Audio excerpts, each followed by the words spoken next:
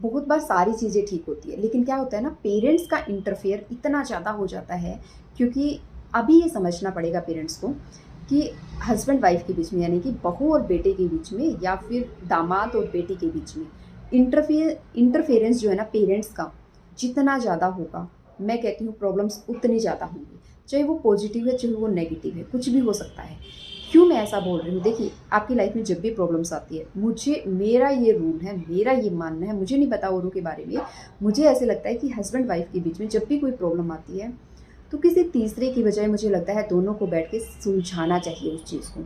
एक गलत है तो दूसरे को उसे समझाना चाहिए, क्यों गलत हो, किस तरह से गलत हो, क्या ठीक कर सकते हो।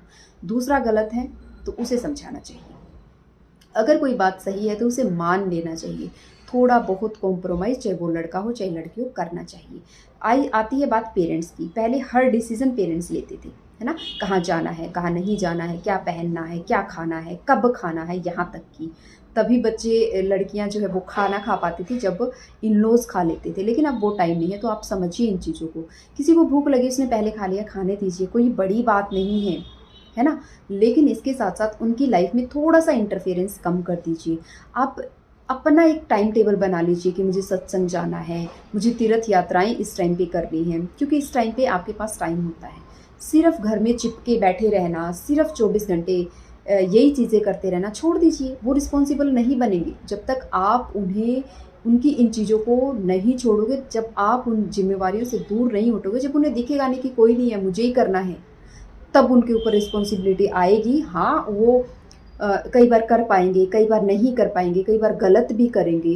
तो जब गलत करते हैं तो उन्हें ताना देने की बजाय बताइए कि कहाँ गलती की, कैसे गलती हुई। ये मत कहिए कि हम क्या करते थे। देखिए, टाइम के साथ हमें चेंज होना बहुत ज़रूरी है। तो उन्हें बताइए कि यहाँ पे गलती की है बेटा, इस चीज़ को इस तरह से आप कर सकते थे। 1 बार, 2 बार, 3 बार। हाँ, बदतमीज़ी अगर कोई करता है तो वो अलग चीज़ है। वहाँ पे फिर अलग तरह से डील किया जाएगा। लेकिन एक बार कोशिश हमें ज़रूर करनी चाहिए। गलत जब चीज़ होती है तो उसके सपोर्ट में मत खड़े हुए, चाहे बेटा है तो भी, चाहे बहू है तो भी, चाहे बेटी है तो भी।